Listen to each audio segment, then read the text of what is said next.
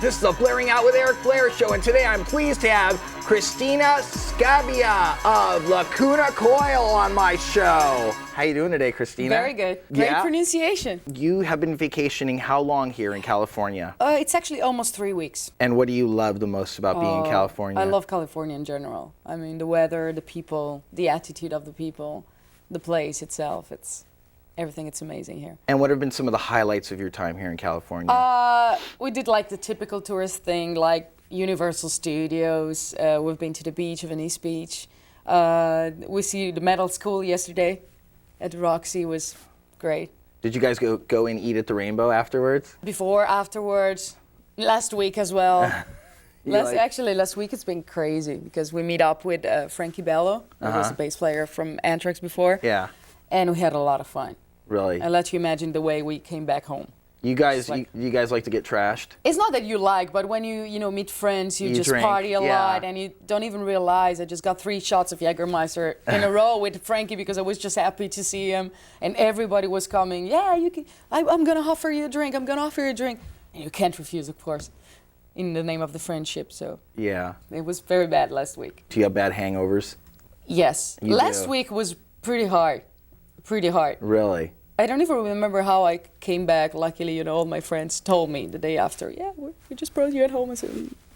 And then you also did an acoustic set over at Amoeba Music. Yes. And how was that? It was great. It was pretty packed. There was a lot of people, and there was a very long line for the signing session. We had a lot of fun. And the fan reaction when you get to meet the fans, what's it like for you? They're always really sweet with us, they're really kind. I like very much, to meet people and to see directly their reactions and to hear the feedback. They liked it very much because it doesn't really happen often, to see a band playing rock, metal, gothic metal, performing in acoustic. But it was kind of a challenge for us because we wanted to prove ourselves we could have do it. Yeah. Rearrange a song from the beginning, recreate a song. It was a good thing for us. On your new CD, this is a re-release of Como Lies. It actually has an extra CD in it with an acoustic versions of some of the songs. Yes. And I listened to them because I always kind of judge the singer, and your voice is amazing. Thanks. You hit all the notes. And it sounds really natural because we just decided to do everything just in a row because we wanted to keep it natural. We were not interested to give like the perfect performance ever because this is actually what the people is gonna see when they come to our acoustic sets, or this is how we actually play and sing live. Did you grow up in Milan? Yes, I still live there. You still live there? Yeah. Of course, your family, you like being around your family. Of course. What was it like growing up there for you? Well, it's like one of the main cities in Italy because there is a lot of people coming in and out. It's really touristic. It's like the fashion capital, Exactly. so there are a lot of different influences talking about fashion, but talking about the music as well. All the important events are always stopping in Milano. So it's been kind of a cool thing. Let's say it's the California of Italy, talking about the mixture of cultures and everything else. And this is in the music as well. Even if there is not a huge rock metal scene over there, because Italy itself, is not very well known for rock roots, there is a lot of people who is listening this kind of music, and every time there is a metal gig, a lot of people is coming as well. Is there a scene? There is a scene, but it's still in the underground. It's not as more mainstream as is here. It's not really recognized as one of the most popular kind of music. Even if there is a lot of people listening to this kind of music, if you just switch on the TV, you can always see just like the typical stuff, Britney Spears and pop music and traditional Italian music. There is not a lot of space for this music. But secretly, a lot of people is listening to it, so that's kind of weird. So then how did you guys get together? How did you form a bond with the other members? We were friends. Actually, the original, very, very original lineup before to sign the deal was including only the bass player Marco and Andrea, the singer. And they just wanted to do a promo tape with a couple of songs just to send it, to the labels to see if they were interested in us. And they asked me to do some choruses because they knew I was loving to singing, and they knew I did something like a session woman. I was just giving my voice, getting paid, but I didn't really like the music. And And then I sang for them. I loved the music, and they liked the results, so we just decided to stay together. Everybody just quit jobs, and let's get focused on the band, and we just started in this way, but we were friends from the beginning. Now, at what age did you discover you had this beautiful voice? Actually, something the other discovers, because at home I still have like a tape, and I was 4 years old, and I was already singing, you know, my parents were recording it, but I didn't really plan like a career in music as a singer.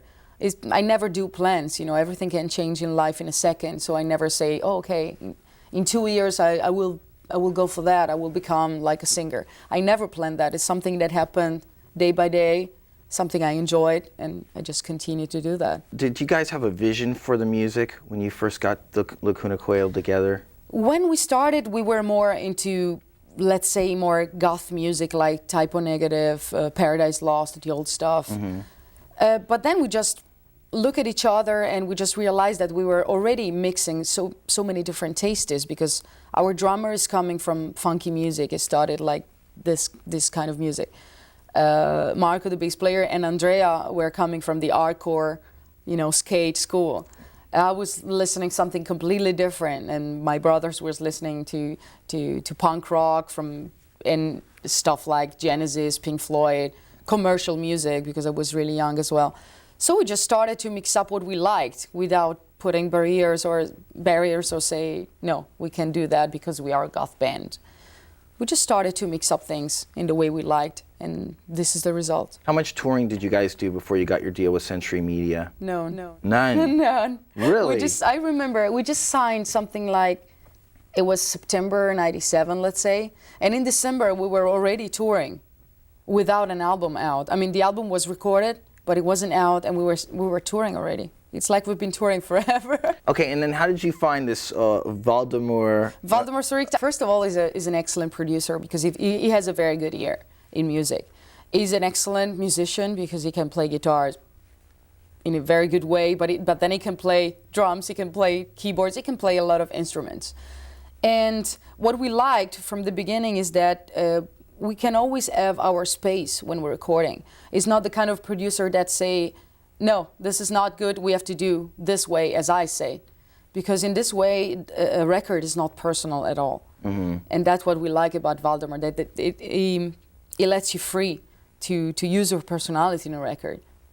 That's why we just choose to work with him again and again. How many years have you been working with him now? Oh, from the beginning, from '97. The amazing thing is that a lot of producers have one sound and it stays that way. That's why we didn't want to use another producer, because it makes no sense. Okay, let's change the producer so we'll have a new name on the record, and the people say, hey, they've been produced by the same producer of this band, which is huge. We were not interested in that. We just wanted to have our personal sound. He has actually allowed your sound to grow. Exactly. We grew up together, because especially in the last album, we definitely co-produced the album because we choose the sounds, and of course for the time we just work hard on the sounds and the rhythmic section, the voices and everything. And sometimes it was saying, maybe we should do it in a different way, and we were focused, no, we have to do this way. And in the end, it was happy as well. And talking with him, we were discovering that we were growing up together. He said, I learned something from you guys in the same way you learned something from me. And that's perfect, you know, perfect way to work, where you can give and achieve something at the same time. That's great that there's no insecurities, because a lot of times certain producers have insecurities, and certain people in the bands have insecurities, and sometimes you know what I'm saying? But I think that it's normal to have insecurity, but then if you are able to turn your insecurity into something better, if you're not secure about something, okay, let's try something that makes you even more secure about myself and about the record. I mean, if you're able to work in this way, but it's normal to be insecure. But sometimes the insecurities can like destroy situations. Yes. Whereas it sounds like instead you guys have like grown from it. Yeah, but then when a band is compact, I mean, we're really, really friends. Yeah, you're with tight. Each other. Yeah, we're really tight. Marco is your boyfriend, right? Yeah. Okay, are you guys engaged yet? You know what, it's different in Italy. I always say I'm engaged with him, but because we're together from such a long time now. But in Italy, you can stay engaged forever. It's not like here that when you say engaged, that means that you're gonna be married in a short time, or at least you're planning to get married. In Italy, you can stay together without being married forever. It's like I'm dating him. since 10 years, which is weird. But then... Now, what's that like? I mean, so many people that are in the music business or the entertainment business say that there is always conflicts in relationships. But then it depends from the girls you have on your side. I say girls because it's not easy to work with girls sometimes, because most of the times they want to have the control of the old situation. But then we found like a perfect balance between the private life and the professional life. If I have to complain something about him, I will never, you know, just like, how do you say, keep defending him. If I have to say something to him and against him with all the bands of my part, I will say it with no problems. It's not because it's my boyfriend and I always have to say yes and I have, yeah, you're right, because it's not like that. That sounds heavy. When you're working, that's why we're working good in this way. Yeah, that sounds pretty heavy. Okay, so you're saying like if you have a band meeting and there's a problem with him that you're going to talk about it in the band meeting? Yeah, sure. I will not say, hey, but he's my boyfriend, then I'm going to defend him. No, if there is a problem, we talk about that. And the same with him, with me. Both of you guys are learning to humble yourselves at some point, because if you're super prideful, you're going to be like, screw that guy. But we're not, it's not a question of being pride. It's the question not to be like, this is the couple inside the band. There is the couple and there is the band. Okay. When we are inside the band, we are separate persons. So everybody gives his own idea, gives his own opinion. If somebody's agree or disagree, doesn't matter if you are engaged or together, whatever it is. Are you a very disciplined person? Yes, very disciplined. In this way, yes. So now, what were some of the highlights of the In a Reverie period? Not really a highlight, but I will never forget the photo session we took for the cover, where you can see me and Andrea dressed in a weird way with body painting. It was horrible, because we've been out for 3 days doing promotion, and we've been to Paris, and then we fly to Germany to take this photo session, and we didn't really know what's going on. I mean, we had an idea, but not really how to realize it. And we just arrived in this huge place, incredibly cold, and we found this crazy artist with, you know, it builds up this scenography you can see in the back of the picture, and he told us about the body painting. I said, okay, let's try that. We never tried that. It can be original. And it was so cold. We were almost naked, because I mean we weren't naked, but then it's, of course, you work with Photoshop, and it was so cold. And yeah, just try to look natural. I said, how can I look natural? I just feel like a fish in the fridge. I was just like, it was really cold. I will never forget this photo session. Now, what was the mood of the band during the recording of Unleashed Memories? Was great. When I listen to it, I can feel there is a lot of melancholy coming out from the album, compared to the last one, especially because the last one is really positive. You know, listen to it, it's really energetic. Let's say that Unleashed Memories was our melancholy period. I mean, we're positive persons, but in that period, we just decided to focus on the sad part of us, let's say so. How does it feel to be considered one of the most beautiful women in metal? It feels weird, really weird, because when I look at myself, I say I'm not a top model. I just learn how to work on my image. I mean, it's something you achieve when you grow up. You know, you learn how to dress, or to use the makeup, to comb your hair. And this is something you don't really have when you're really young. So it makes me feel weird, you know, to be considered sometimes like a sex symbol, because I'm not going around with high heels all the times, you know. On stage, I'm pretty comfortable, and it's weird. It feels weird. But you don't have a problem with it? No, I don't have a problem, because it's part of the game. Yeah. I like to play with my image. I like to be a female and to play with my femininity, but I'm not like that all the time. And I want the people to know that, especially the girls that sometimes look at my pictures and they look at me like as a role model, and they try to act like me. I'm not dressed in this way all the time, and not using the makeup all the time. How would you describe your fashion sense on and off stage? Well, it depends from the moment, especially on tour. I always wear comfortable stuff, because you have to move yourself a lot, you have to walk a lot. So I'm always wearing like pants and sport shoes, you know. And during the live show, I'm always wearing like something which has a very visual impact, maybe focusing on some weird stuff, but not too much, not too much. It has to be something really simple, but with the detail. And then comfortable shoes, because I like to move, to jump on the monitors. I need to move. I cannot wear high heels on stage. So what do you wear on stage? What kind of shoes? It depends. Now on the last tour with POD, I had like boots up here with, let's say, that much of a heel, which is comfortable, but it's still like a female shoe. Yeah. Not really. It's still tennis feminine, shoes, but it's still feminine but comfortable. Yeah, are those boots that you have in the picture? They're like the seventh member. Everybody's asking me about these boots. Well, all the press stuff. Not all the press, I get a lot of mails about that from guys who wants to from guys who wants to buy them for the girls and girls who want to wear them. Everybody seems to be crazy come about out with this. your own line of boots. Yes. Like, what fashion designers are you really into? Like, do you? I don't have like a favorite one. I mean, coming from the fashion capital of the world. It depends. I like to mix up stuff. I like some D&G stuff because I like Dolce & corsets. Gabbana. Yeah, Dolce & Gabbana. Gucci for the classic style because I like. How about Versace? Versace, I like some stuff. Not the most weird one because I don't like straight colors. I don't like psychedelic colors. My colors are white, black, red. Sometimes brown, but really, really rare. Black first, white second, and red. That's it. Is there a reason why you prefer those colors? Black because it goes on anything. So you just said, okay, I'm gonna pick it up, and I have no problems to combine it with the rest. White, I like it because I like it with black hair, and red because I don't know, I like red. And it's not only because my football team is red and black. It's not because of that. I have to say that. Now, tell me about your football team. AC Milan. We won the championship. Woo. Now, you're a traditional Italian chef. Yes. How did that happen? It's really common in Italy. Everybody can cook.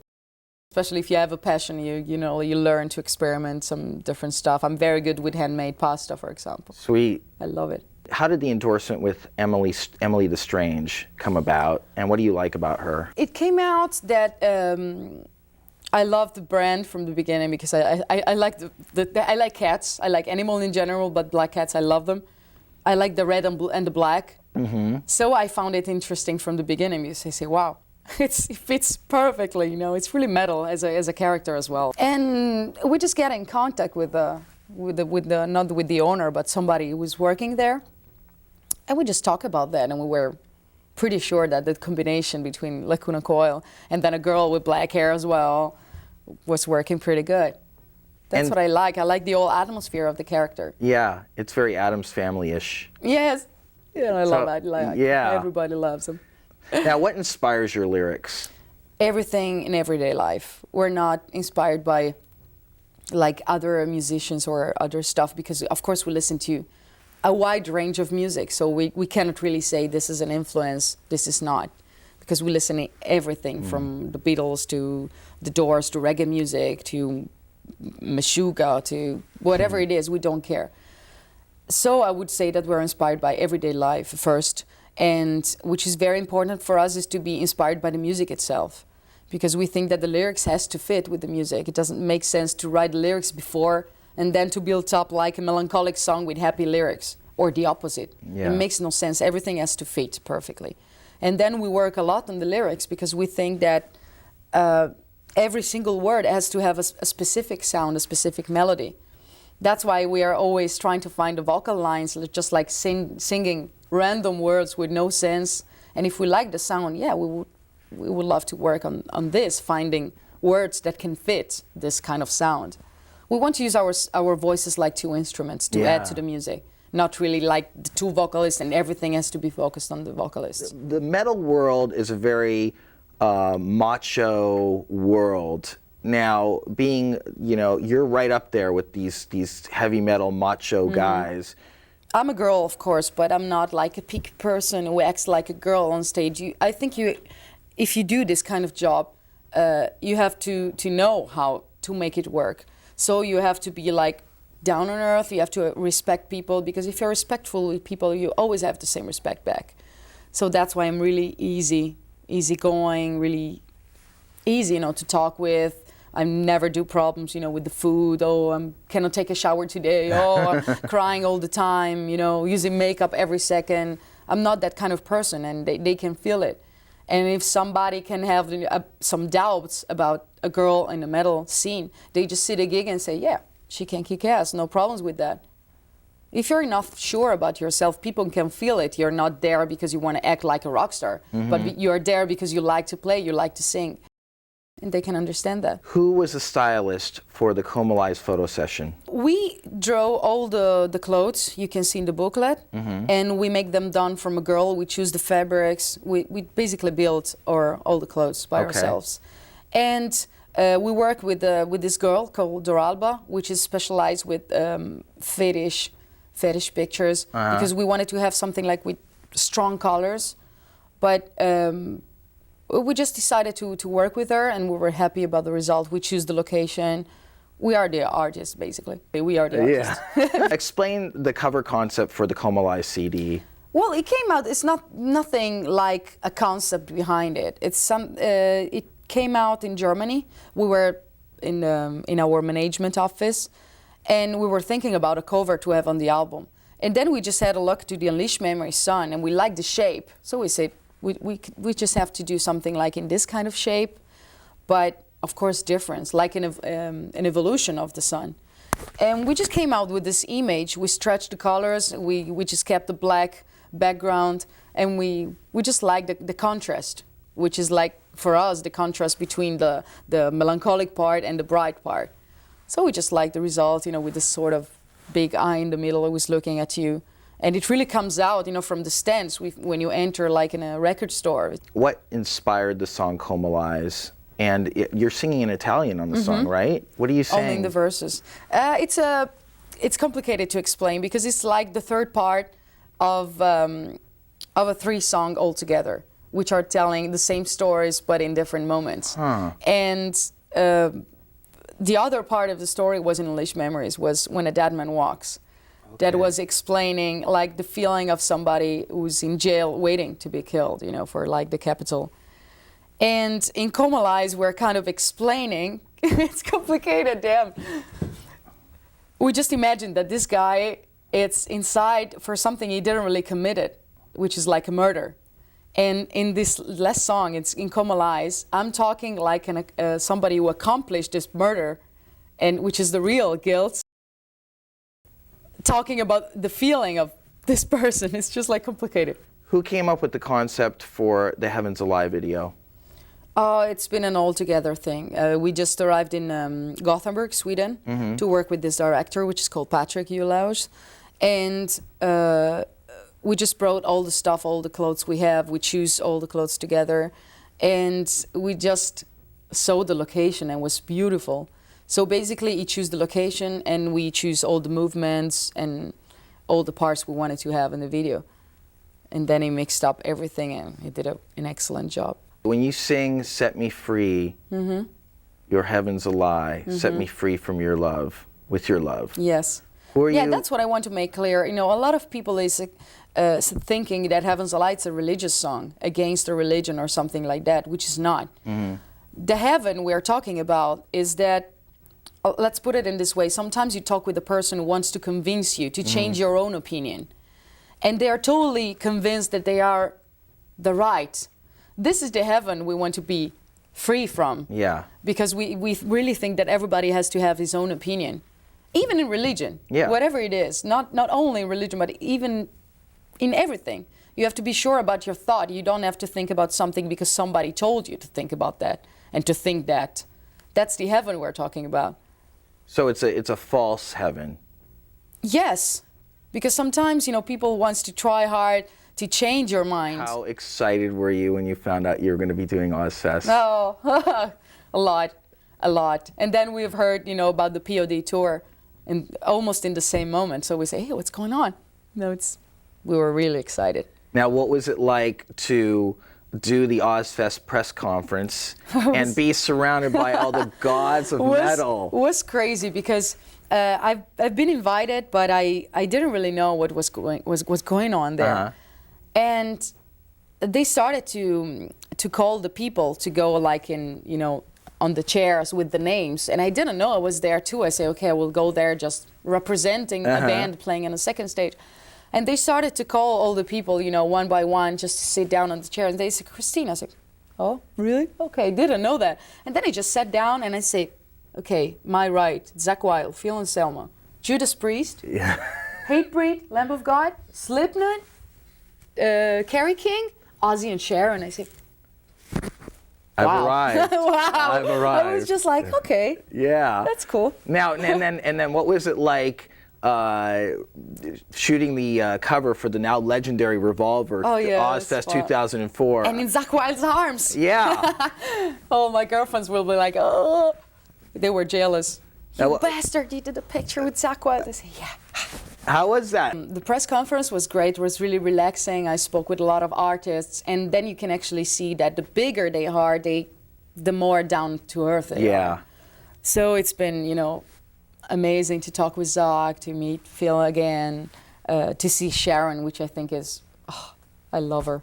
And now Sharon, did Sharon want you on this tour? Was it Sharon who decided? I don't know who decided. During the press conference, she said that we are the favorite Kelly's band of this Ozzfest. Oh, okay. But I don't know how it happened. Nice. But I'm definitely impressed, you know, from the way she just looked at me when she entered and say hi.